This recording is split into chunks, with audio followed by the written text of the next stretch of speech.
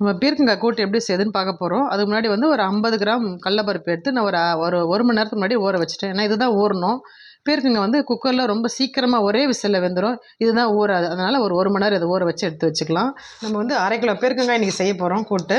இந்த மாதிரி பீலரில் வந்து பீல் பண்ணிக்கலாம்.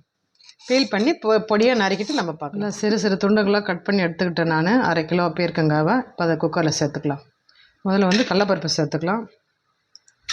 ஒரு பைண்டிங்காக நான் கொஞ்சோண்டு சிறுபருப்பு சேர்த்துக்கிறேன். அது ஊற வைக்கணும்னு அவசியம் இல்லை. அது விசில் வைக்கும் போதே ஒரு விசிலே அது வெந்துடும். பைத்தம்பருப்பு கொஞ்சமாக சேர்த்துக்கிறேன். இப்போ பீர்க்கங்காய் சேர்த்துக்கலாம்.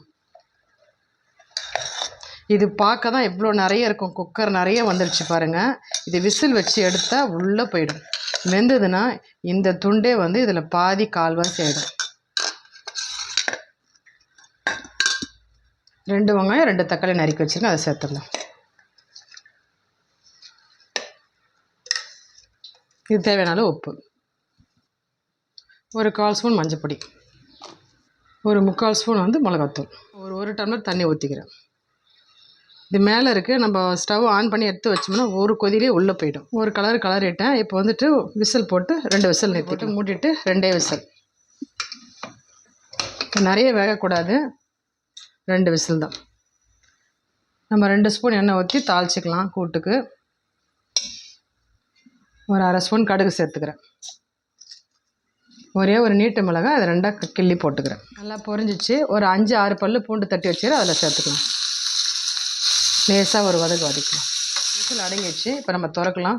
பாருங்கள், ஃபுல்லாக போட்டிருந்தோம், பாதி வந்துச்சு பாருங்கள். இப்போ தாளிச்சதை எடுத்து அதில் கொட்டிக்கலாம்.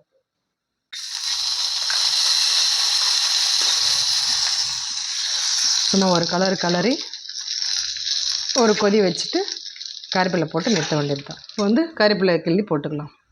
ஒரே ஒரு கொதி வந்ததுன்னா அவ்வளோதான், பீர்க்கங்காய் கூட்டு ரெடி.